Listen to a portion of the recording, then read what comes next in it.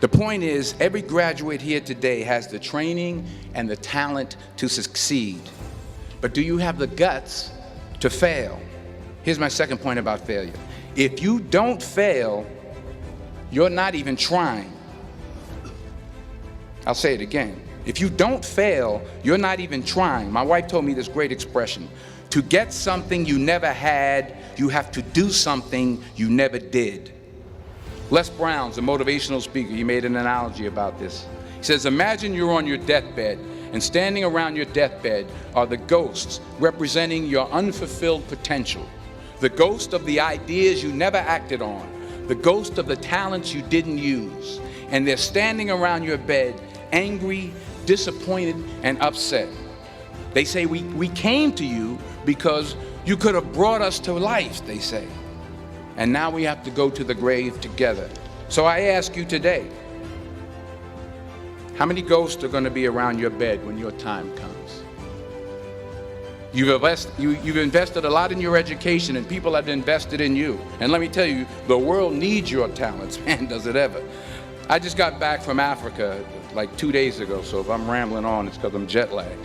I just got back from South Africa. It's a beautiful country, but there are places there with terrible poverty that need help. And Africa is just the tip of the iceberg. The Middle East needs your help. Japan needs your help. Alabama needs your help. Tennessee needs your help. Louisiana needs your help. Philadelphia needs your help.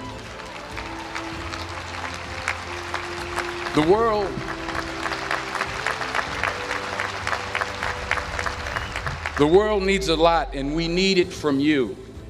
We really do. We need it from you young people. I mean, I'm not speaking for the rest of us up here, but I know I'm getting a little grayer. We need it from you, the young people, because remember this. So you got to get out there. You got to give it everything you got, whether it's your time, your talent, your prayers, or your treasures. So the question is, what are you going to do with what you have? I'm not talking about how much you have.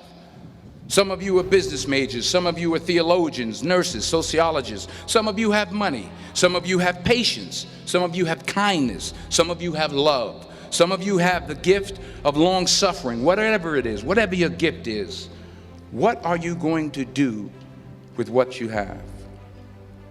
All right, now here's my last point about failure. Sometimes it's the best way to figure out where you're going. Your life will never be a straight path. I began at Fordham University as a pre-med student.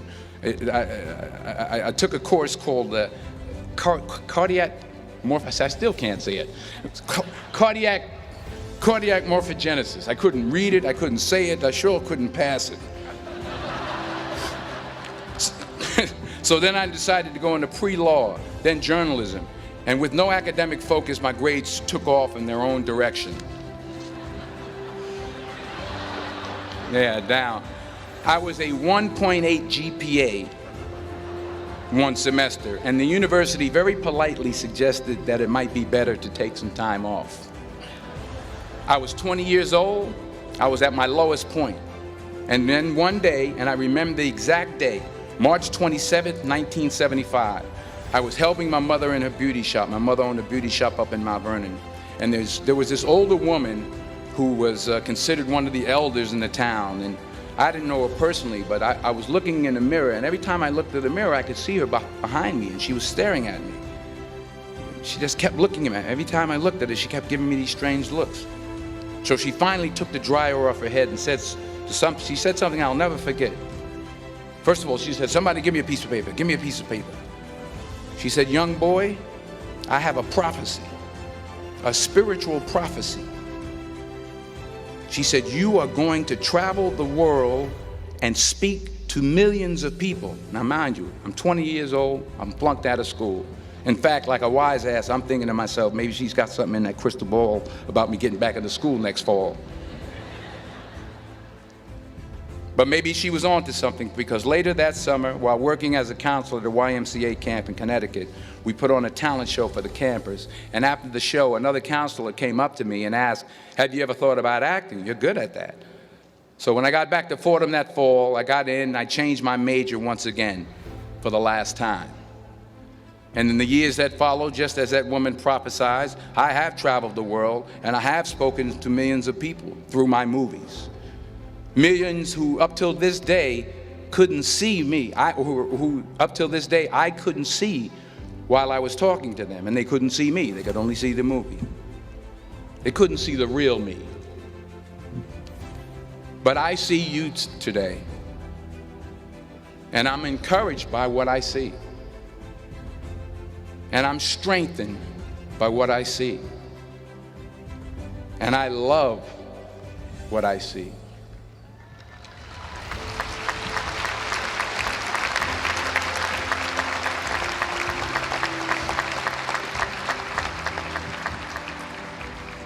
Because taking risk is not just about going for a job. It's also about knowing what you know and what you don't know. It's about being open to people and to ideas. In the course of the film, the character I play begins to take small steps, small risks. He very, very, very slowly begins to overcome his fears.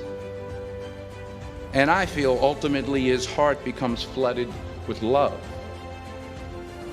And I can't think of a better message as we send you off today. To not only take risks, but to be open to life, to accept new views, and to be open to new opinions. To be willing to speak at a commencement at one of the best universities in the country, even though you're scared stiff. While it may be frightening, it will also be rewarding. Because the chances you take, the people you meet, the people you love, the faith that you have, that's what's going to define you. So members of the class of 2011, this is your mission. When you leave the friendly confines of Philly, never be discouraged, never hold back, give everything you got. And when you fall throughout life, and maybe even tonight after a few many glasses of champagne, remember this: fall forward.